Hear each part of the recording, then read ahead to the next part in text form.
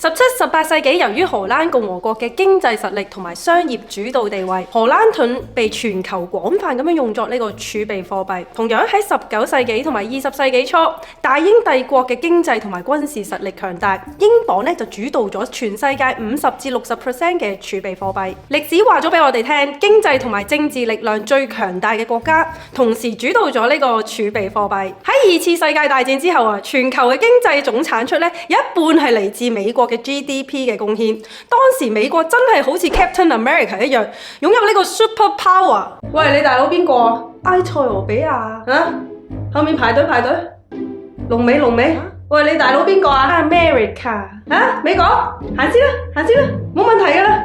美國實還嘅。美國雖然就係用一個字信去打呢個江湖，美元咧仍然可以維持全球儲備第一嘅地位。喺全球嘅外匯儲備嚟講，美元佔咗全球嘅60%；全球嘅支付貨幣嚟講咧，美元佔咗全球嘅40%。國際債務方面，美元佔咗全球嘅60%，而全球嘅50% 嘅國際貸款咧都係用美元結算。至於一個環球支付系統 SWIFT 裏面亦都有42% 係美元。而最重要嘅重磅藥咧，就係呢個原油價格咧都係用美元去報價嘅，即係無論你身處世界邊一個國家，你都要用呢個美元進行呢個石油交易。美國非常之清楚自己嘅實力啦，結合埋呢個美國聯儲咧，有時鬆有時緊嘅貨幣政策，一次又一次咁樣解決咗佢自身面對嘅經濟同埋金融問題。咁其實咧咁多年以嚟啦，只要呢個貨幣政策咧其實係穩定，例如咧慢慢咁樣印銀紙嘅話咧，全球都可以叫做相安無事。但係2020年一場嘅肺炎疫情咧，美國喺2年之內印咗4.2個 trillion 嘅美金，而美國嘅 balance sheet 亦都創下佢自己嘅歷史新高，達到8.9個 trillion。而喺疫情期間咧，美國其實同好多嘅國家咧都通過擴大呢個債務，即係印銀紙嘅方法咧，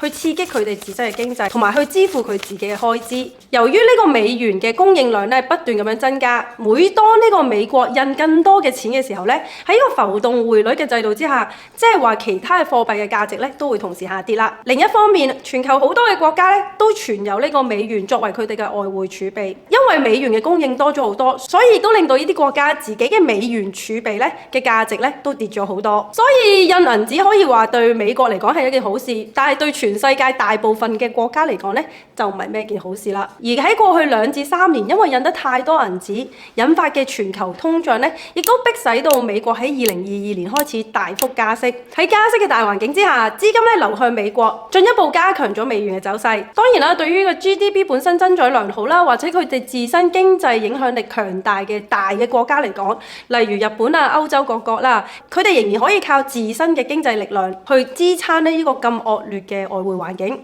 但係對一啲低收入嘅國家嚟講，因為佢哋係高度依賴呢個美元儲備，同埋咧用美元計價嘅外債，例如斯里蘭卡啦、巴基斯坦等等呢啲嘅國家，咁佢哋嘅損失咧就非常之大啦。呢啲細嘅國家咧冇人想要佢哋嘅貨幣，大家買波鞋咁，買波鞋梗係要買 Rinky 呢個波鞋啦，因為呢個 Rinky 有一個大嘅品牌價值，人人都知道牌子㗎啦，功能又好。情況就好似美國係一個好大嘅經濟體，而歷史亦都證明咗佢有一個強大嘅經濟成長嘅保證，所以亦都令到美元咧主導咗整個儲備貨幣嘅市場。買波鞋當然買 Rinky 啦，最強嘅貨幣當然美元啦。所以一啲發展中嘅細嘅國家，尤其嚴重依賴咧利用呢個美元進行呢個借貸或者呢個貿易活動，就好似你賣蘋果去非洲，你係賣家，你想收到埃塞俄比亞嘅比爾啊，定係你想收翻美元呢？而喺上一年整年嘅加息環境之下咧，全世界嘅資金咧都蜂擁去到美國買美國嘅國債，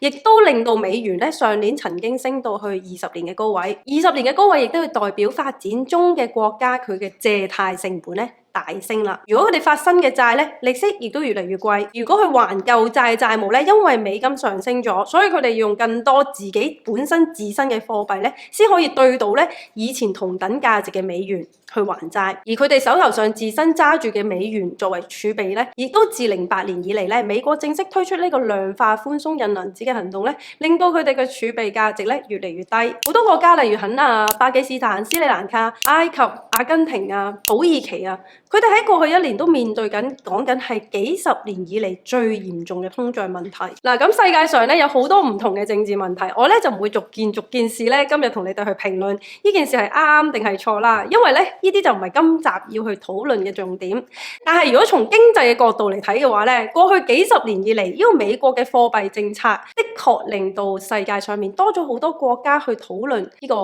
去美元化嘅可能性。喂，你大佬邊個啊？我大佬係金磚。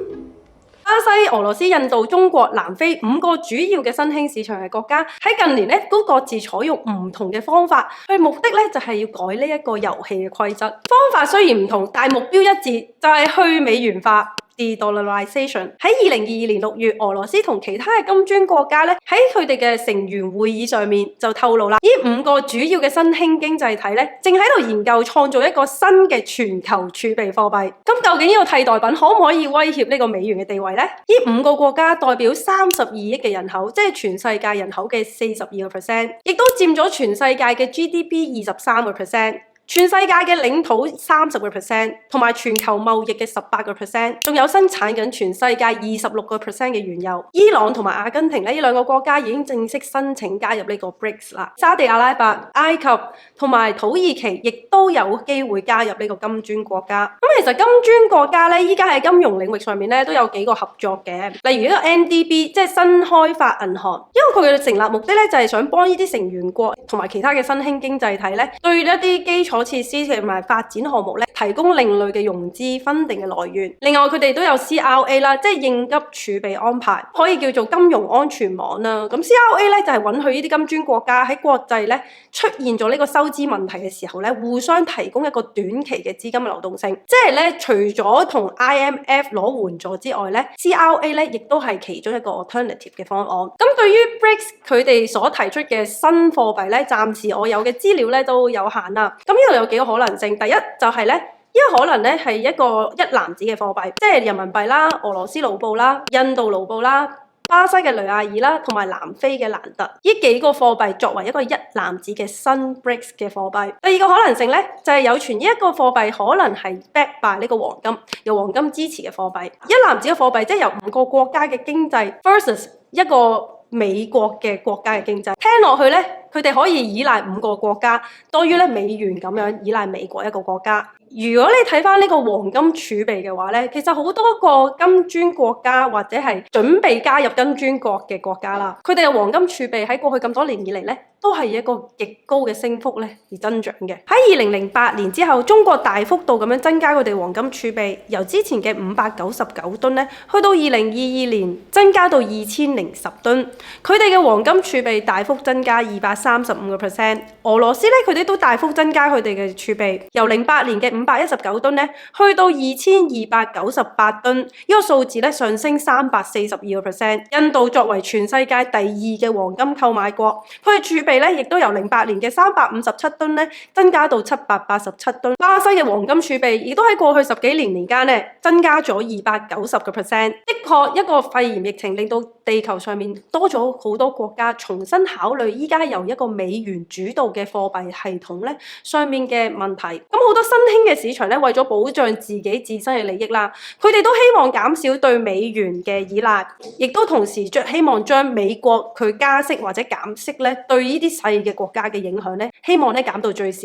1944年啦，44個國家簽咗嘅布倫敦森林協議咧，正式同意用呢個美元作為呢個官方嘅儲備貨幣。但係去到1971年，美國嘅尼克遜總統咧正式終止咗呢個美元同埋黃金嘅掛鈎。一個新經濟嘅系統咧，就係純粹一個法定貨幣嘅體系。呢啲紙幣即係所謂嘅 fiat money 咧，淨係僅由政府提供支持。同黃金脫咗鈎之後，美國係承諾交出一定數量嘅美元，但係佢就從來就冇承諾過每1蚊美金佢嘅價值。因為歷史上面我哋俾美元嘅呢個特權係咪真係過高呢？既然特權係過高，點解個國家咧仍然係持有呢個美元外匯儲備呢？其實呢啲國家持有呢個儲備咧，主要係有2個原因。第一就係等呢啲國家咧可以償還佢嘅外債，譬如斯里蘭卡咁啦，佢係發行好多外債向外國嘅投資者借錢嘅，但係當佢還錢嘅時候，必須要用到外匯儲備啦。但係因為咧冇債主想收呢個斯里蘭卡嘅盧比，所以如果佢哋要參與同外國有關嘅金融交易，要履行呢個還錢嘅義務嘅時候，佢哋咧就要用到國際市場上面廣泛用到嘅外匯儲備，譬如美元啦、歐元啦同埋其他嘅主要貨幣。但係咩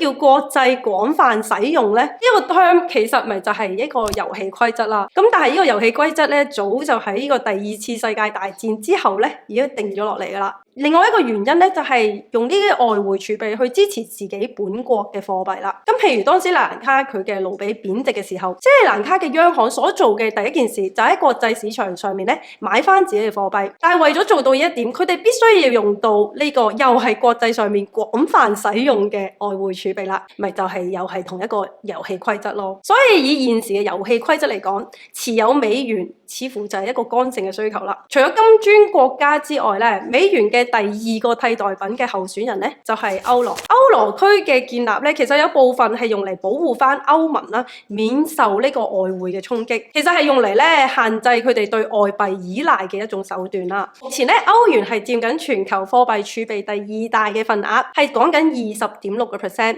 但係如果你問我，依家美元係咪真係會被取代咧？咁老實講，我真係冇一個確實嘅答案。因為無論係金磚國或者係歐羅咧，佢哋都有各自佢哋自己仍然要面對唔同嘅挑戰。咁譬如歐羅咁講啦，其實咧同美元一樣，背後都係冇用黃金或者其他嘅貴金屬咧去做支持嘅。歐元區咧係由好多個唔同嘅政治同埋經濟 background 嘅國家去組成。就以同樣喺歐元區嘅2個國家馬耳他同埋德國嘅經濟實力，兩者可以相差245倍。因為喺歐元區每一個國家佢哋嘅政治實力同埋經濟實力都相差好大，亦都令到佢哋嘅貨幣同埋財政政策咧，好難去做出呢個協調啦。呢個亦都係主要嘅因素，令到喺歐元區裏面咧冇一個統一嘅債券市場，即係話冇一個可以同美國國債一樣嘅無風險保值資產啦。譬如投資者可能淨係想買德國嘅債券，但係佢唔想要希臘嘅債券。要成為呢個 global reserve currency 咧，佢嘅重要條件之一就係喺呢個歐元區嘅範圍裏面，所謂嘅安全資產，即係由政府支持嘅資產，可唔可以足夠令到國際投資者同埋各國嘅央行咧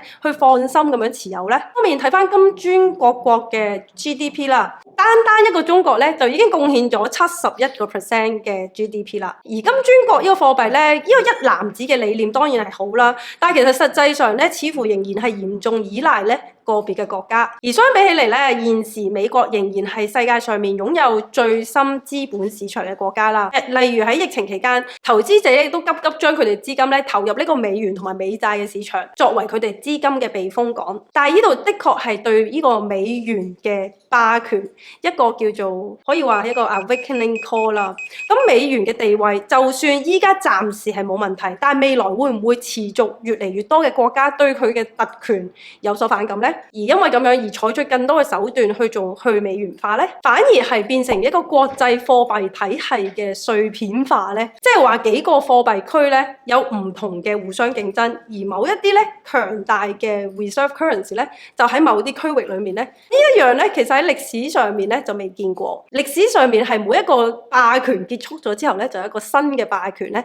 係統領成個世界嘅。咁我頭先講嘅貨幣碎片化算唔算一個新時代嘅開始呢？而你如果有呢個 Ringgit、Ringgit 同埋呢個金磚牌嘅波鞋俾你揀，你又會買邊一個嘅品牌呢？定係每一個品牌你都買少少咁呢？而作為投資者面對呢個貨幣嘅風險呢，可能你嘅做法就可以考慮下持有唔同嘅 asset classes， 即係咧唔同嘅資產裏邊啦。而去做到分散風險，亦都可以考慮持有呢個商品啊、黃金等等嘅其他資產。咁我呢個豬豬課程咧就教咗好多唔同嘅投資上面嘅知識啦，例如估值啊、買同賣嘅時機，同埋唔同資產組合嘅分佈。如果你有興趣嘅話咧，可以 click 下面嘅課程連結睇一睇。好，你都留言話俾我聽，你覺得呢個美元霸權會唔會結束咧？會幾時結束咧？今日就分享到呢度啦。如果你中意呢段影片咧，記得 click 翻個 like、留言、share 同埋訂閱。訂閱嘅時候咧都記得 click 翻個 long long 啦。下次再見，拜拜。